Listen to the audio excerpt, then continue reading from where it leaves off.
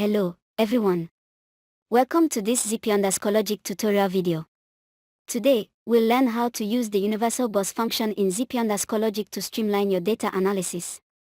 Let's start with setting up the universal bus. Step 1. In the Acquisition drop-down menu, select Add Bus. Step 2. Choose your desired data channel. Step 3. Click the Next button, and you're done. If you want to latch data using the positive edge of the A0 channel, here's how. Go to Advanced Settings, find Latch Settings, check the Activate box, and select A0 and Rising Edge. If you need decoding to occur only when the A7 channel is high, follow these steps.